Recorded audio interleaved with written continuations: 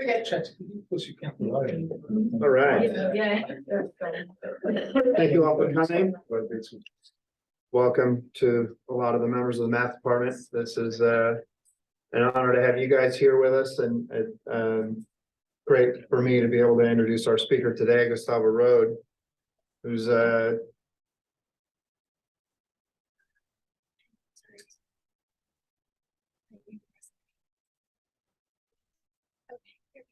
Sorry, that's all right.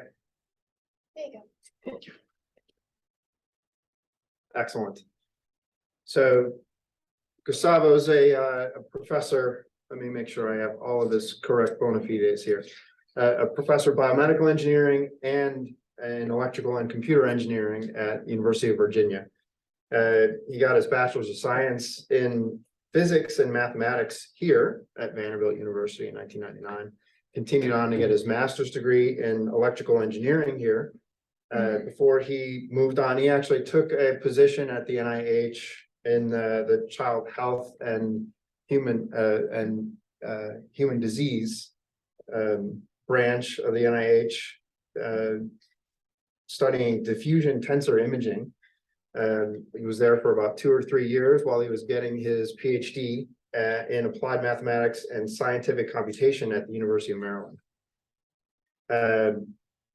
He joined the University of Virginia faculty and has worked his way up through the ranks, and he's been doing some amazing work on optimal mass transport, and I'm really looking forward to hearing his talk, because I think there are some fantastic applications of this that have not been applied yet to actual cell state and cell identity problems that I'm particularly interested in. So I'm looking forward to hearing his talk today. Thank you very much. It's a pleasure to be here. Yeah, I've been here at Vanderbilt since undergraduate, right? Studying with Benoit, who's online, and Akram, John Wixwell as well. And we always try to copy these guys, their way of thinking, right? With the transparency they ask questions with, the honesty, the directness, they try to go to the solutions, right? So we try to copy that. So yeah, thanks for having me back. All right, the talk today is on modeling subcellular mass distributions with optimal transport and applications in cancer, right? So long talk. Hopefully that I can explain a little bit as I see the role of modeling, mathematical modeling, how it can help clarify state questions in biology that can perhaps be answered through mathematical modeling, right? So before we start, right, I usually used to put this slide at the end. I think I adapted to putting it at the beginning because it's, I think, more fair to say that, you know, basically I'm going to be showing a lot of work, a lot of stuff that, you know, a lot of it I didn't do, or I did in conjunction with a lot of people. One of them is here, actually. I don't know why this is switching, but one of them is here. So Hal Kuluri is a faculty member here now in engineering as well. And he did a lot of some of the computations you're going to be shown here, but our current lab members did a lot of them as well.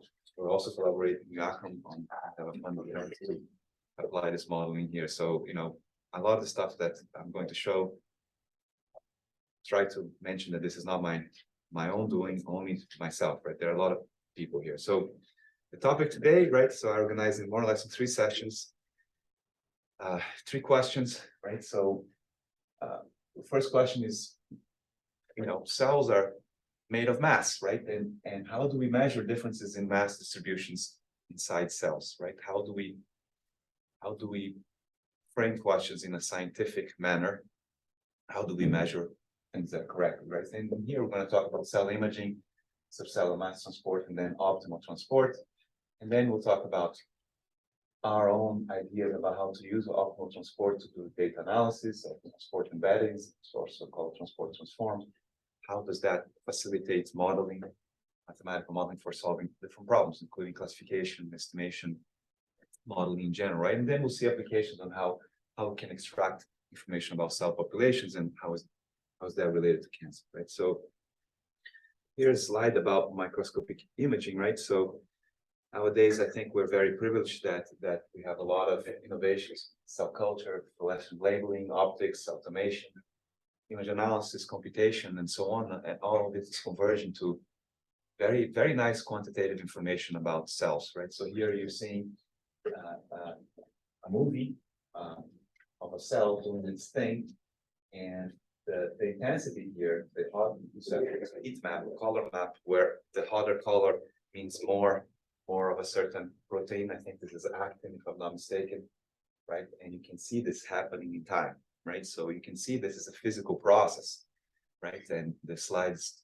meant here to start tickling people's brains as, you know, what are the equations that describes this? What are the parameters? What influences this?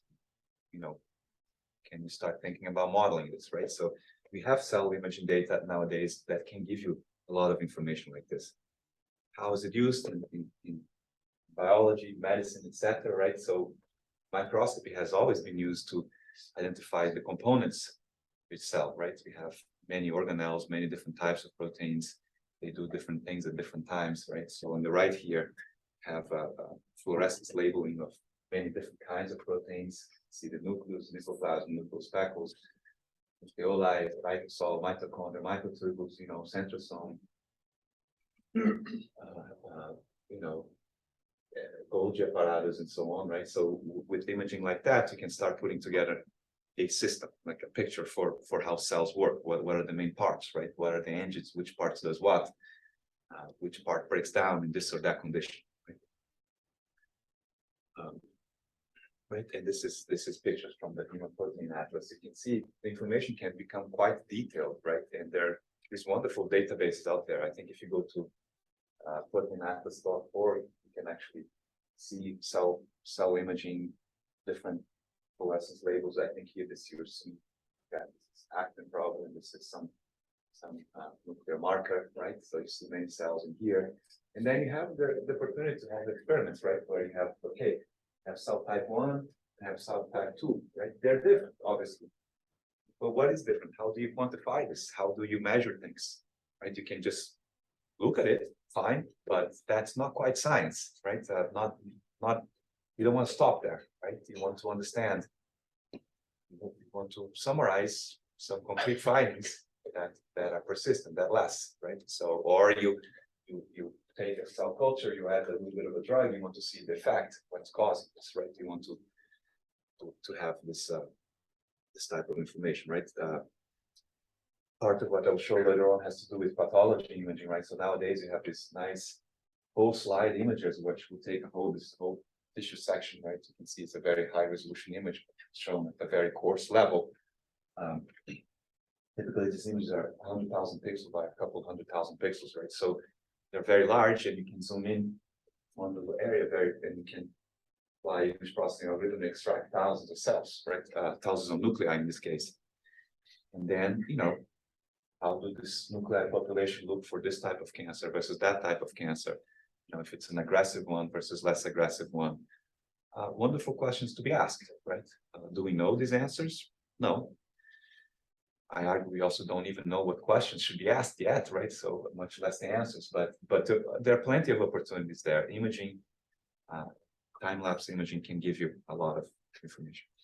So what does transport have to do with any of this, right? So if you look at a cell, and this is the same movie as before,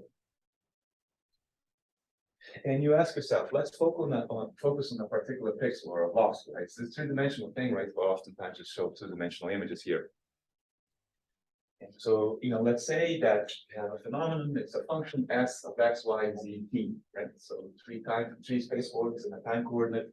And S here, as we talked about, a little bit of fluorescence imaging, is the amount of protein in that particular location, right? It's arbitrary units typically because unless you have a very calibrated experiment, you can't translate the fluorescence intensity to actual mass, but relative, right? If this pixel has twice the mass of the other one, you assume, roughly speaking, you have twice as many protein. You don't actually know the number, but you can have relative measurements. So if you say, okay, that's my function that describes the amount of mass in that particular location, and you ask the question, okay, if I had to sit down with a mathematician or a physicist and describe an equation that describes this dynamical system, right? It's a dynamical system, things are changing. and you have to write an equation that describes this change, most people will end up with an equation that looks like this, which is so-called the continuity equation model, right? So if you say, okay, let's do the ds dt, right? The partial, oops, this should have been t here, I'm sorry for that. If you do the ds dt of that equation, what's causing this intensity at that pixel to change in time, right? What could be the possible causes? Possible cause number one is, the molecule that we're imaging here, which is actin, can be decomposing or reacting to compose more actin, right? So there's a source of sync time, things that are appearing or disappearing at that location. And the other component is that there may be a velocity gradient here that is pushing molecules around. They may be traveling, right? But these two components have to account for what's going on here. Now, do I know this term? No, I don't know this term. Do I know the velocity term? No, I do not know this, right? But as a starting point, can we agree that this is an equation that makes sense to take through this, right? And, the continuity equation is a transport of mass kind of equation, right? Now in imaging, right, typically if we do not have calibrated information, especially, and we don't have information about which molecule reacts, which other molecules are present in the reaction, we have very little information about this term, right? Typically inaccessible to us, unless we have very specific experiments. So, the modeling that I'll present here today has to do with adapting that continuity equation to the same equation with the arguments removed, so make it simpler. This is the continuity equation. So we're setting the source of term or the source or sync term here to 0. Why? Because typically we don't have it, right? But so this is a simplified continuity equation that according to the conservation of mass. So in other words, if we have two images, this image and that image, and we want to compare these two images, I'm going to assume that the total amount of protein or mass in these two images are the same. And I'm going to be asking questions about the relative placement of these, these relative amounts in these two cells. But then I'm going to apply the same transportation model, the same model from continuity equation. And, here's a continuity equation. So what is this equation saying, right? So it says that under this conservation of mass assumption, that the ds dt will change because there's a velocity force, some force pushing molecules around. And that's velocity I don't know. Let me assume that, for example, I'm just going to plug in a velocity here. Here's this image here, right? So, and I'm going to assume that at each pixel here, there's a velocity pushing molecules from that location outward. Okay, it's one kind of transport,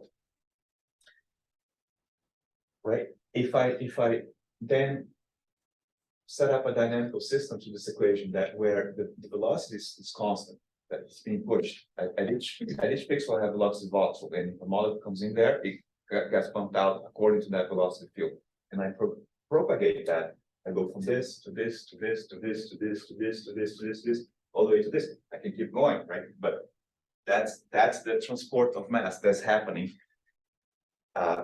for this particular cell. By the way, this is a nuclei. We'll see a lot of these images later, right? So this constant velocity model has some particular equations.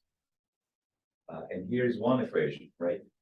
That says, okay, if this is my velocity field, which is essentially a displacement of my original coordinate, but some force term. And let's imagine that this force term is a combination of this identity map and the map that is given by this gradient of this p function here. It's called potential flow, right? If you notice here, if I take the df dt here, right, I get this velocity field here, which is not a function of time, right? So this should have been this part in here, right? So it's the time, if I plug this in, is not a function. So this is why it's called a constant velocity. And if it is so that this guy here is really the gradient of a convex function, that push forward, that velocity field solves what essentially we call the optimal transport problem. Right? So if we imagine, for example, if I go back to this image here, if I imagine that I have to transport all of these molecules from this state to that state, but I want to do it so in some optimal way. And I'm going to I'm going to measure something. I'm going to measure the total amount of protein times distance, right? Or mass times distance that I have to carry to move around, right? I can move all these molecules to this corner and then start spreading them out here and then let them. That's one way to move them, right? Or I can move them like this, pushing forward, right? A constant velocity model where this is a gradient of convex function automatically solves the so-called Wasserstein or optimal transport problem. It minimizes this, right? Minimizes the total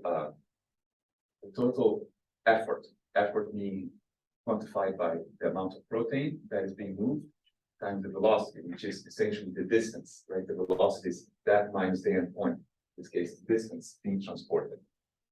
This is what people, it's so-called a least action model, right? We were talking about physics before, right? This is essentially how people, physics, sometimes you want to justify why does light travel in a straight line, right? How do people derive or justify that mathematically?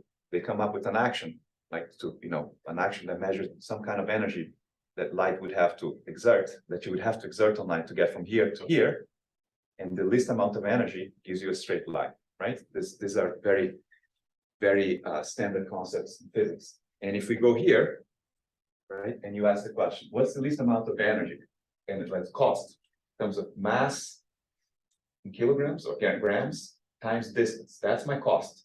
There could be many ways to rearrange it. And I want to say, I want to spend the least cost, the least energy in transforming this cell from this configuration to that configuration. That's an optimal transport problem. It can be solved if you find an equation like this that fits. This I should have put in like this here, this part here, right? That matches these two things. You solve the optimal transport, right? So that's a very well-known theorem from the 90s, known as Brenier's theorem. Here's one reference. I think he had a reference earlier in the 90s that actually proved this main theory, but that reference also has some adaptations. Right, so if we have a problem where he says, okay, here's my image one, my protein concentration, configuration one, called S naught. Here's my image two, called S1.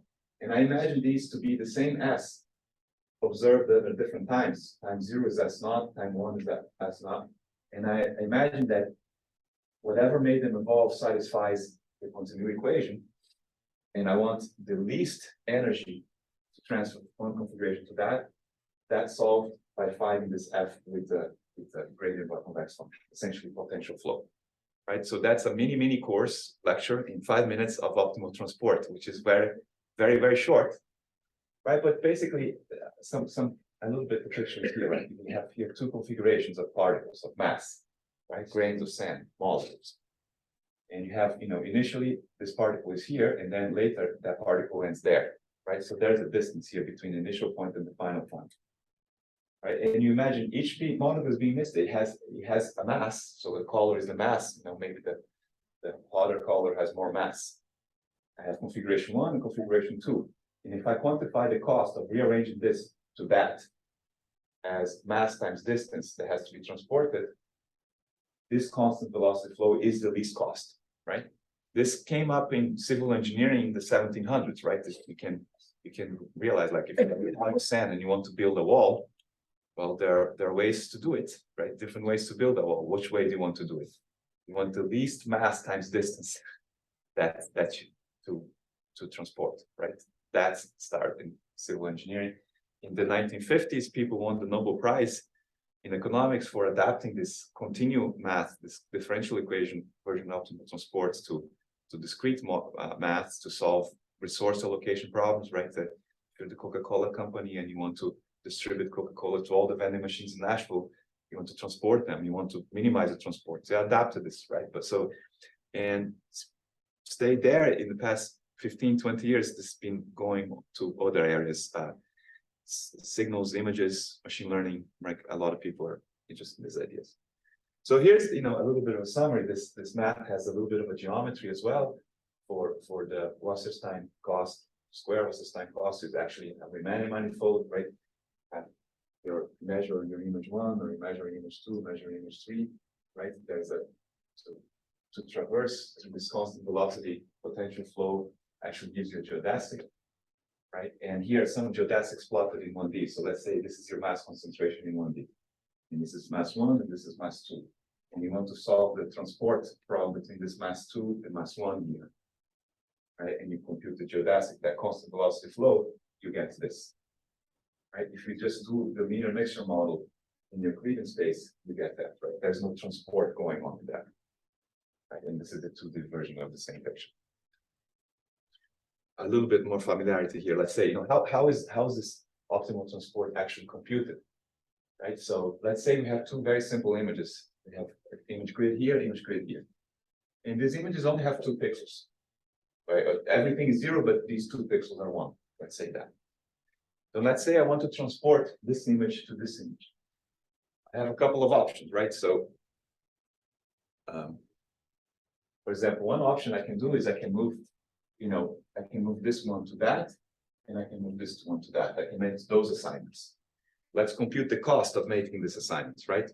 The cost would be here, mass 1 times 4 squared. So I guess I use the Manhattan 1, 2, 3, 4, right? To get there, and then this one also for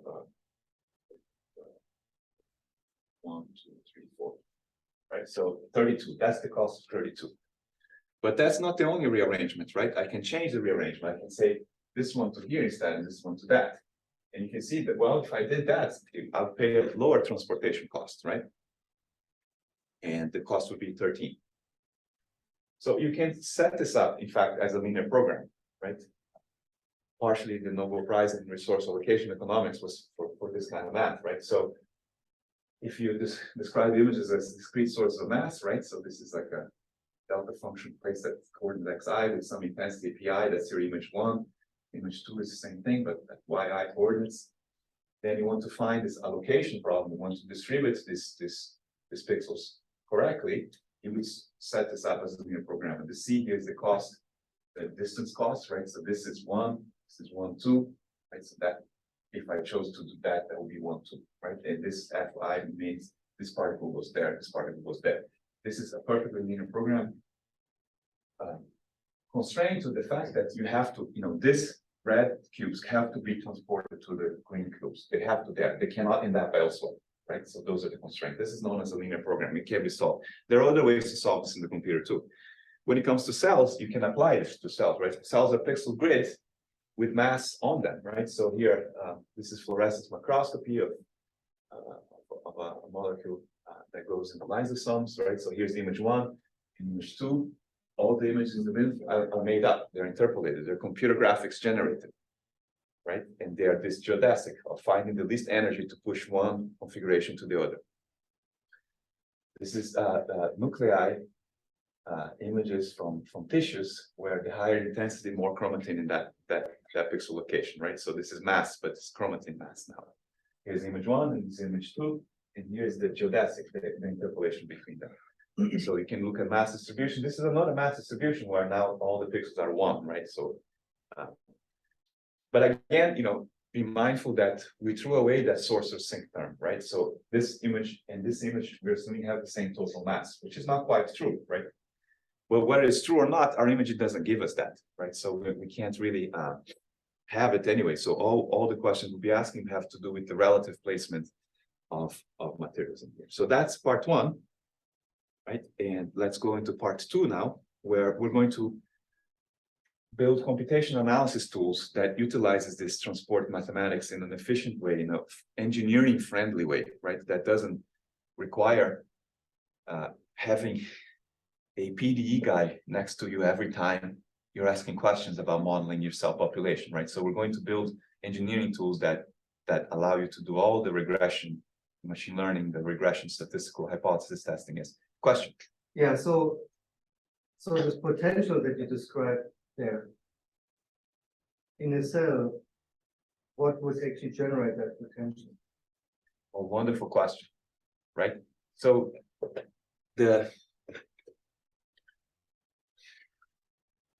what's a physical cause for it? Is that what you're asking? Well, let's say you would like design an experiment, okay, where you have a GFP, you have a promoter expressing the GFP into an image, you do microscopy experiment, you see the GFP in the nucleus, and then it gets where you see it basically appearing in the cell, and then you analyze this image, this data, and then you put like a tag on the GFP to localize it to the membrane. So you have the same promoter, so your source, sink, basically generation and destruction is the same, but localization changes.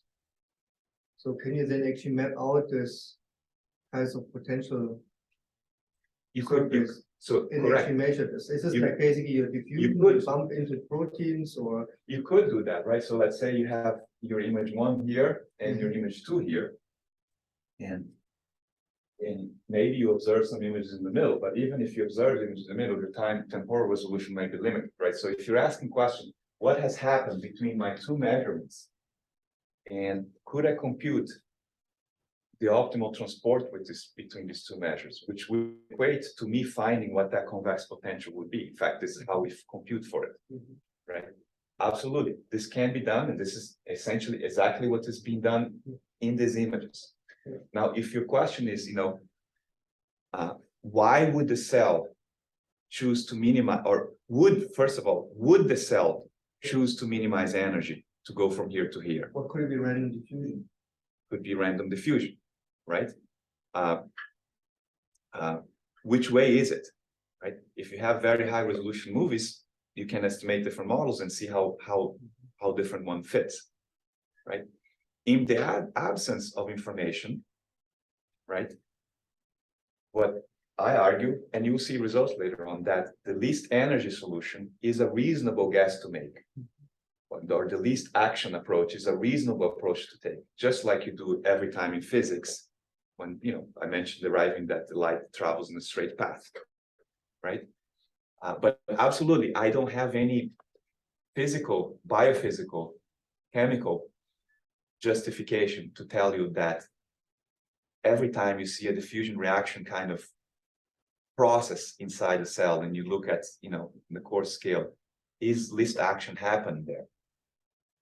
I don't know. We could check, right? If you have high resolution movies, we could check. We could take the endpoint and the beginning point, and we can compare the paths that the cell actually took and do that.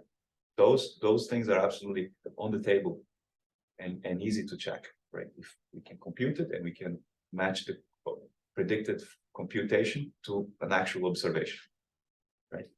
But absolutely, it's a fair question, right? Where does it travel in the least action way? And if so, why does it do it? Where does this convex potential come from? There's a great question. I don't have the answers for those. So, let me jump into how to use this in a more practical way, right? Because you're measuring, you don't typically in your cell experiment, you're not looking with one cell, working with one cell, right? You have dozens, hopefully, like hundreds, if not thousands. That would be a really nice setup, right? Because biology is messy. You have to make measurements many times, account for control for many things, and oftentimes statistics is what you have to use to validate things in the end, right? So you're going to have a lot of data, and we'll be showing results with a lot of data. So what we have done is we've created a transform kind of way of thinking to utilize this optimal transport mathematics in these kind of problems, right? So this is the big picture, right? So if you have this set of cells, let's say this control and perturbation, and in fact this is benign cancer and malignant cancer, but 2 sets of cells. You could go to these cells and say, okay, I measure the area, perimeter. So feature 1 is area, feature 2 is perimeter or elongation, feature 3, and so on. And then you have a feature space, and you can put each cell as a dot in this feature space, right? That's typically how data is analyzed in microscopy and medical imaging as well, oftentimes. But what we're doing here is, well, if we consider, I'll show this idea that we can compute the optimal transport between any of these examples in a fixed reference. Through that mechanism, we can compute what we call this transport imbalance, which is just another feature of space, another axis. But the axis have meaning of transport with respect to a reference. And if it does, then the benefit of having an axis like this is that you can actually go from feature space back to image space. It's like an invertible transform, just like you think of a Fourier transform as being an invertible transform.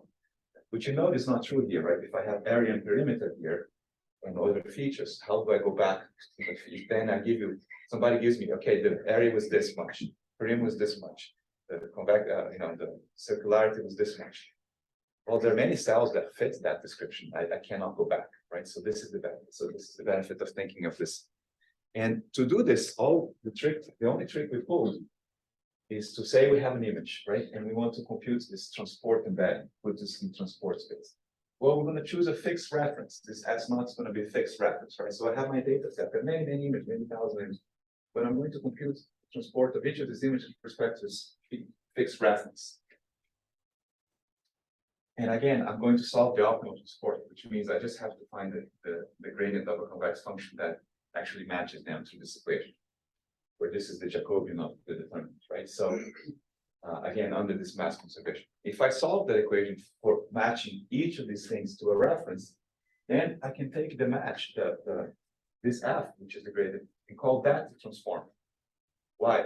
Because if I have this F in the reference, and I can apply the inverse of this F over here and get back my image, right?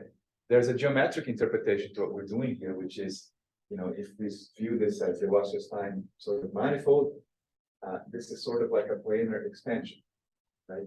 It's a one-to-one map, sort of so-called exponential map. I can go from the image to the map that maps this image to that reference, right? And from this map, I can apply the inverse of this map back to this image and then back to this image. So it's a planar expansion, but it's not one of those compressions, right? You don't lose information. It's not like a PCA eigenplane locally, right? It's something different. It's like the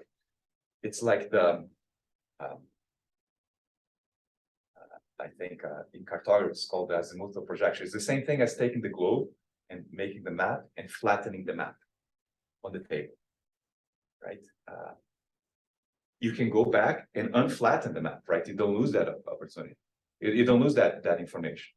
What you will do is you have distortions in some parts of the space, right? When you do that, but you can recover information completely back. So that's the only trick that we did.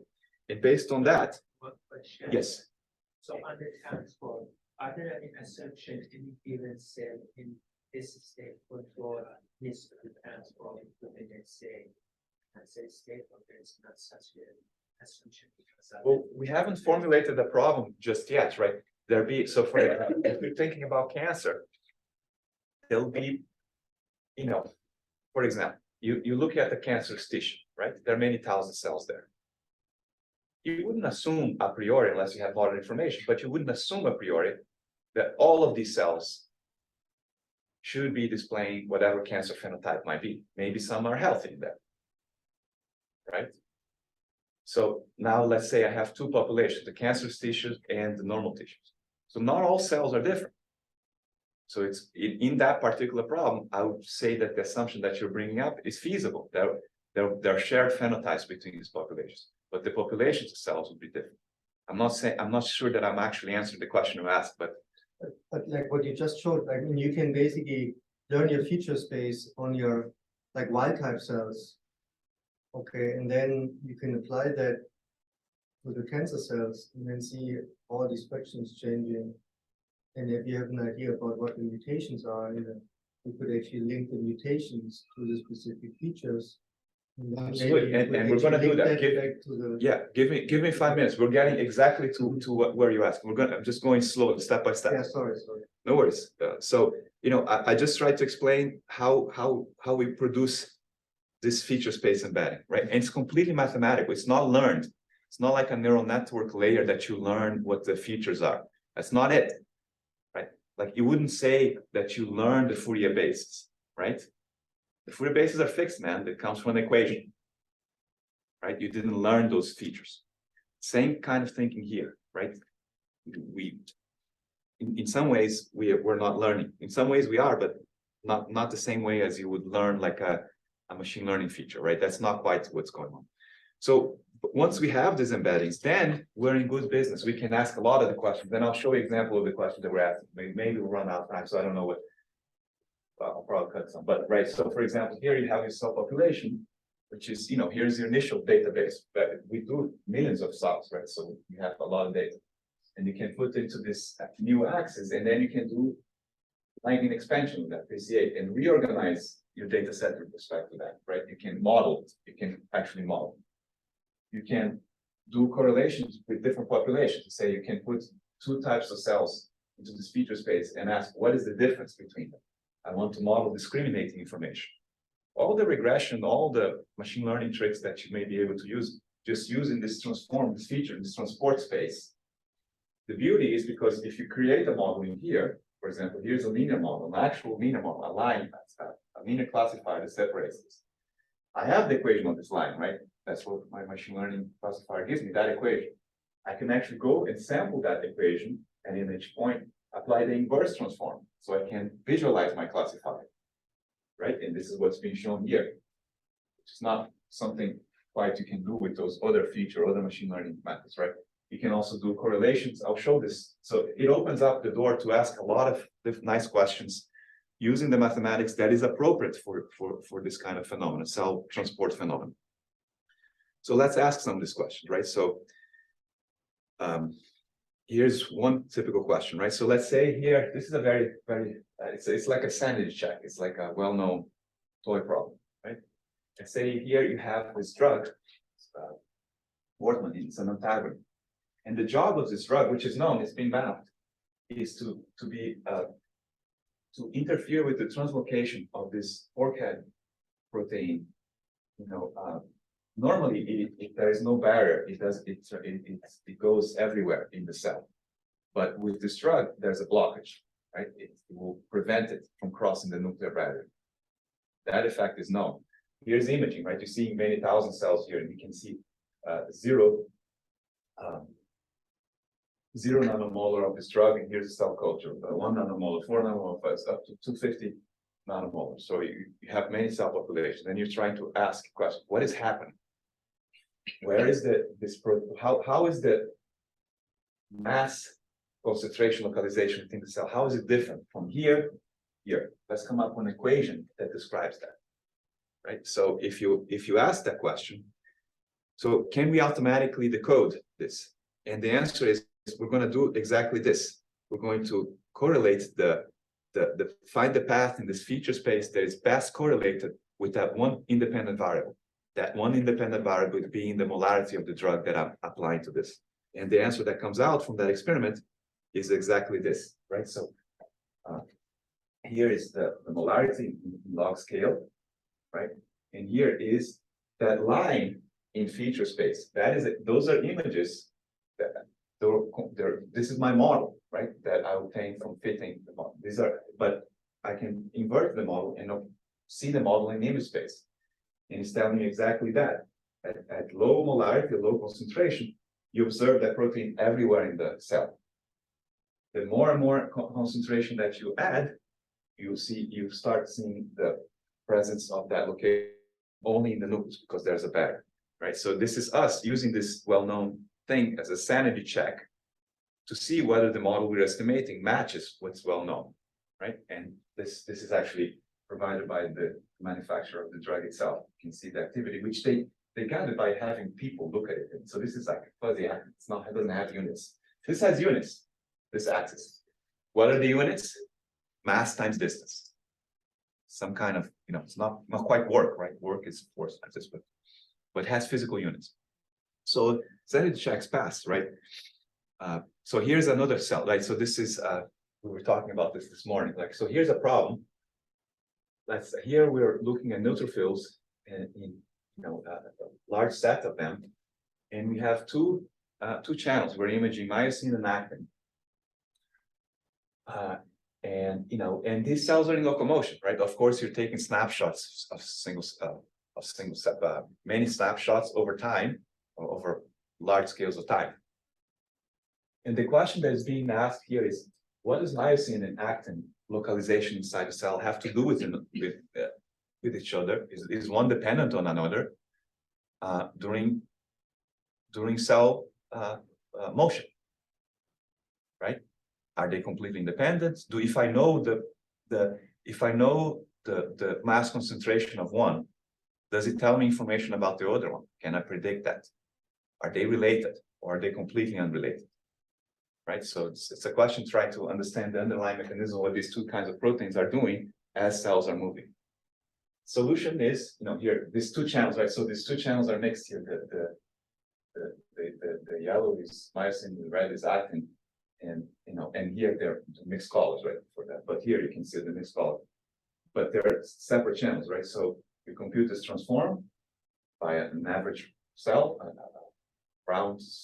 a round geometry, and then we have two spaces, right? The space of actin, the space of using, and we can take one as the independent variable, the other as the dependent variable, find the lines that best correlated in these two spaces. It's a very well-known trick. It's called canonical correlation analysis. Just look up any multivariate statistic book, go to the chapter canonical correlation analysis. It gives you that. So we just took this canonical correlation analysis and applied this to these two spaces, and then, but remember, we can invert these lines, right? Just like you can invert the Fourier transform, you can invert the transport transform. So we can see the meaning of these lines in space, in image space. And here is the model that you get, right? So here's the model. Like here's a function. We can consider either of them as an independent variable. In this case, we just took actin as the dependent variable. So if I have actin to be this function, I can predict with very high confidence what the concentration of myosin will be. A little bit weird to look at this model in this way. So we put the model back into the same mixer of colors that normally they would do, and then you can start seeing a picture. There's some kind of antipolar relationship between them. Like once actin goes on average to one side, myosin takes the other side, or vice versa, right? So there's some kind of, and it's a complete mathematical model. There's an equation for this. And you plug in this, out comes that. That's the meaning of a model, an equation that predicts everything, right? You can use training data to discover this, so there's learning components, but the discovery, these features, what you're learning are transportation processes inside cells, right? So I view that as an appropriate fit. And with the last 5-10 minutes, I'll jump into pathology of cancer, right? So we also have very good intuition that cancer has there's some justification for looking at the nucleus as a biomarker for cancer, right? It comes from a lot of biology. In fact, centuries, right? Papa Nicolau, when he first started doing pap smears more than 100 years ago, what did he look at? Nuclei of cancer cells, right? So this is not us saying this. There's a lot, but the way this is done is not quantitative. My opinion, not too much. People try. They try hard. They've been trying for 50 years. But nowadays you have imaging, you can create, and you can get vast amount of data like this. So the questions are, can we use this model into the code? So for example, we have all this data. What does it mean? Well, we can learn the features. We can organize this into the main modes of variation. One would then be size, another one would be translocation from the center, chromatin to the center to the edge, right? So this is elongation. Some of these are blobs up, blobs down, affects the shape. It sort of like looks almost like spherical harmonics, right? But this is a whole expansion. You can take any of these images and come up with the coefficient of this that explain that image. Not in any linear sense. We're not adding wavelet basis functions here, right? If that's what coming to Akron's mind. These are not linear systems. They're not linear models, but they're non-linear transportation models, right? But just like any other model, you can take this one and come up with the contributions of what these are. In cancer, right, you can take, okay, these are benign cells, these are malignant cells, let's fit the classifier, and let's observe the model that tells us the difference. You can visualize this, you can understand what the difference in chromatin are between cancer and non-cancer. Right, this is another application. And they're interesting things to do, right? So you apply this for diagnosis, for example, like oftentimes people need to see, in this case, this is like diagnosing lung mesothelioma, like you go to the doctor, you're coughing a little bit. One thing they can do, they can stick a needle in there, pull out some liquid, and the liquid will have cells in it, and you can look at that. But they can't quite make the diagnosis. They need a piece of tissue, which means a real biopsy. You go under, it's a complicated surgery, right? But if you have cells like this from a simple outpatient procedure, you can apply this method, and you can build these classifiers using, and you can do useful things. You can do more useful things also, like, if you want to, are there differences in this nuclear structure between invasive versus non-invasive cancer, right? Would that be useful to know? think so, right? So you want to know which patients require surgery urgently, which don't, right? So this many potential applications. So over the past 5 years, we went in on Rampage, published several papers about this. Here, 4 of them mentioned, and we looked at several different kinds of cancers. This is liver cancer, thyroid cancer, lung cancer, skin cancer, mesothelioma, melanoma, follicular adenomas, and so on. And so here's data. This is how the raw data look. This is the model, a PCA model explaining the variety of nuclei in that data set. This is another kind of cancer, different kind of imaging. This is the PCA models to explain the variety there. So same variety. Now, each of these cancers have the more benign version, the more malignant version. And here are the classifiers for the benign and malignant version for this cancer. Here's the classifiers for the benign malignant version of this cancer. Here's the classifiers for benign malignant version of that cancer, and so on. And you can see, especially if you just look not at the discriminating model, but at the explanatory model, you see a lot of shared features, right? First one, you would say, okay, this is related to size, elongation. There's some kind of displacement of protein, of chromatin from the middle of the nucleus to the outside part of the nucleus. There are a lot of shared features, right? And even here, you can kind of see, if you fit the classifier and you invert the classifier and ask what are the differences, you can even see some shared features here, or a little bit less clear. But now, given that we have a real model with physical units between them, the question is, are there any shared biomarkers across different cancers, right? Or is the phenomenon distinct? If you have cancer type 1, you need to look for this. If you have cancer type 2, you have to look for that. So, and there's nothing shared. Who knows? What is the answer? I don't know. We have the ability to ask these questions and check, right? So we have 4 data sets here. Each of them have the less benign, the less malignant and the more malignant parts. So we set up a sort of statistical regression problem that uses training data to obtain one single cancer model. And here are the features of this one single cancer model. I'm not going to go into the details. This is a preprint that's available if anybody wants to watch. But here are the features. They're shared features trying to predict malignancy across different cancer models. Right? So what we can do now is and remember, all of this data are completely different from each other, different resolution, different staining patterns, different types of cells, right? But now we're trying to make this a more quantitative, more general quantitative science where you can actually, just like gene expression, you can do gene expression experiments here. Somebody can do it in Pittsburgh, somebody can do it in Toronto. You talk the same language, right? There's ways to standardize all these measurements. We're trying to do something similar here with these images. So can we find these models that are predictive across different cancers, including different resolutions, different data sets, different times, right? So here's our model. Now you can have many features and you can observe the distribution of the benign version of each cancer and the malignant version of each cancer, right?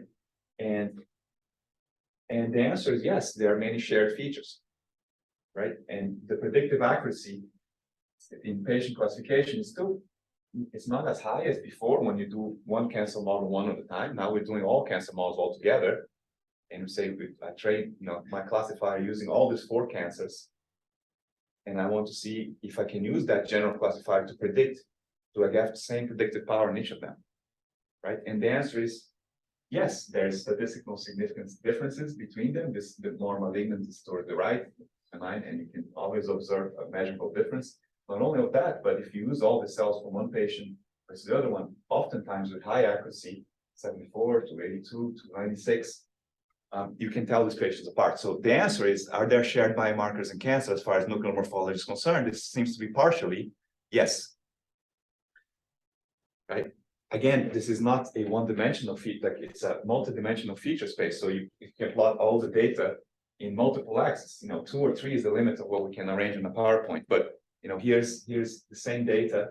But this is different data where we trained that model using those 4 cancer types, leaving these data sets out, and then we apply these cancer models, this general cancer model, to some specific question. And question 1 was ranking aggressiveness of thyroid lesions, right? So this one is nodular goiter, follicular adenoma, follicular carcinoma, follicular papillary carcinoma. And these are known in the pathology world that the green is less aggressive than the blue, that's less aggressive than the orange, that's less aggressive than the red. When you look at our model in all the features, the ordering is recovered. Again, this data wasn't used to actually calibrate the model. We just calibrated the model with 4 different cancers. And we're trying to ask the question, is this model general? Did we discover features as far as nuclear morphology is concerned that applies to more cancers, not just those? And apparently the answer is yes. Right, so you can do a lot of these things. So what else would we want to do in the future? There's a lot of data out there, right?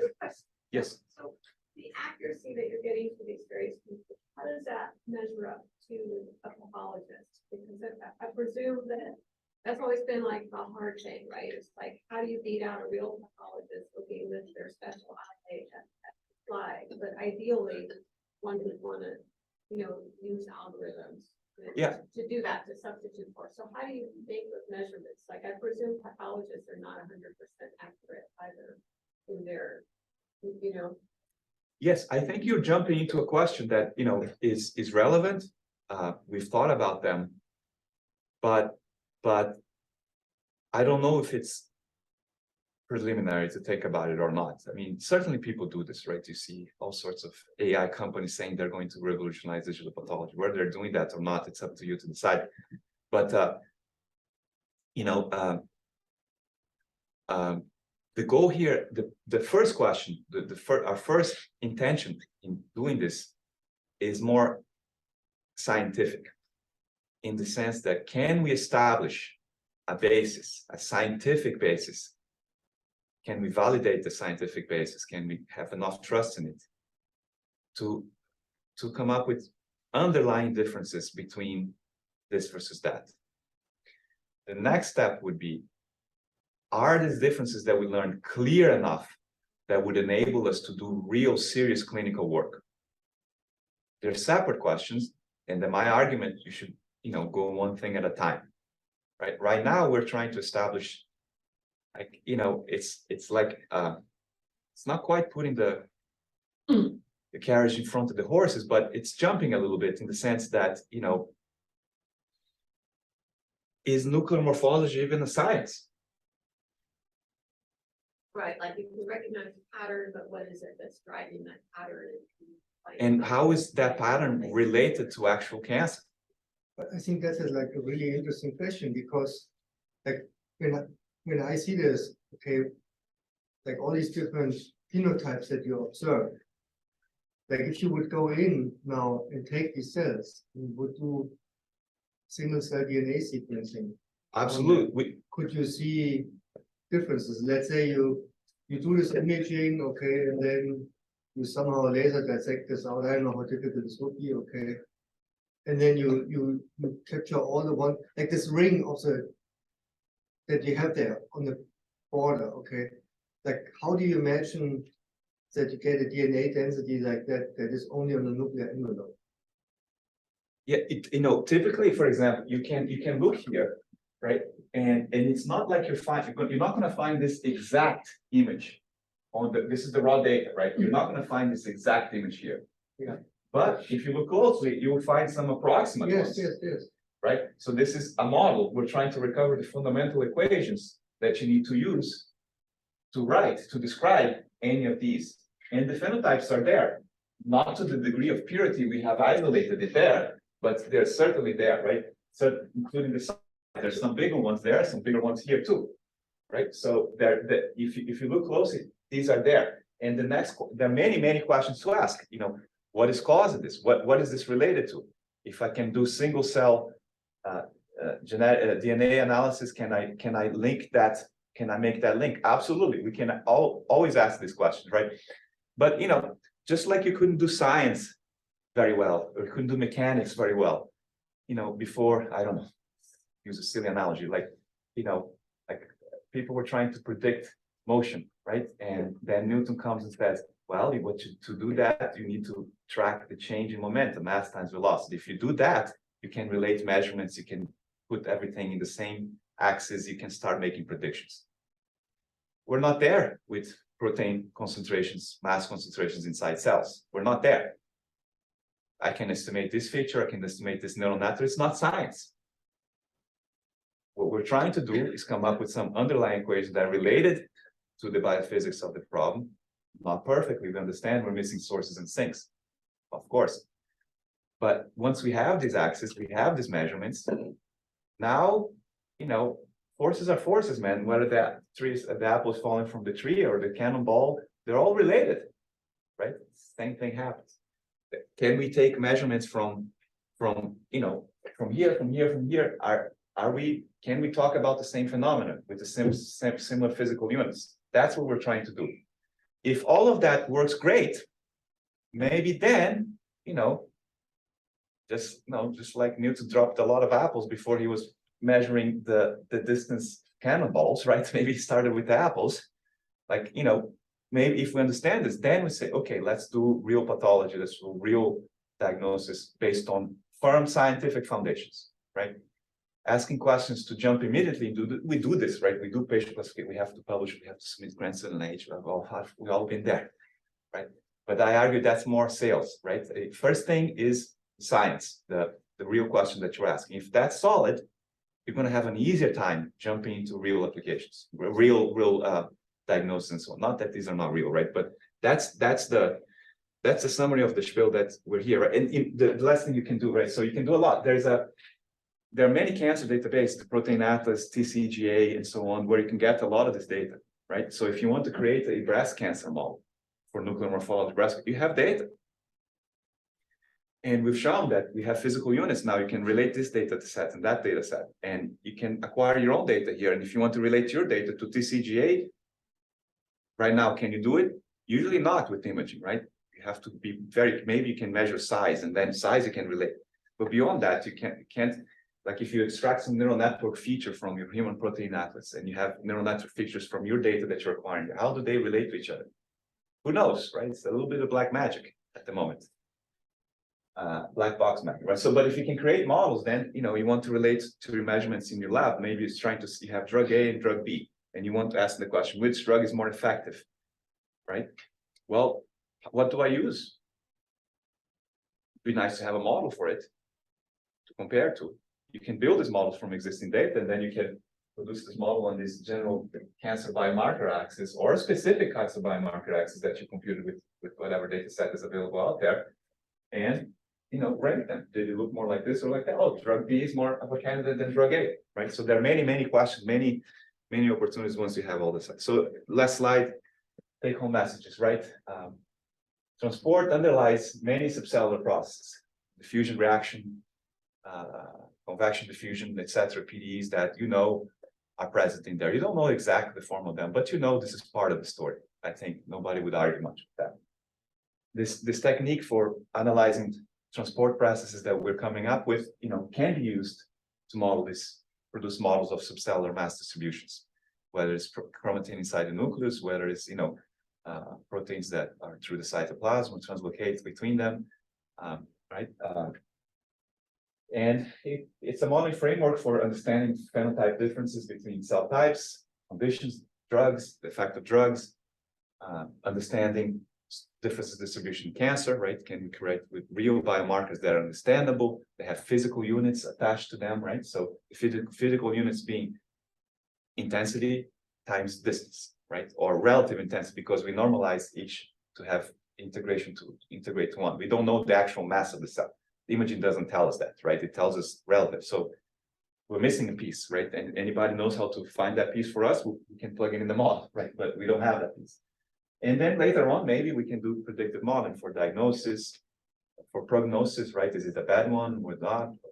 Are you a good candidate for this therapy versus that therapy, right? So, maybe there's a lot to do, but we start with the basics, start with questions. And again, I didn't do all these computations. It has to be very clear with that.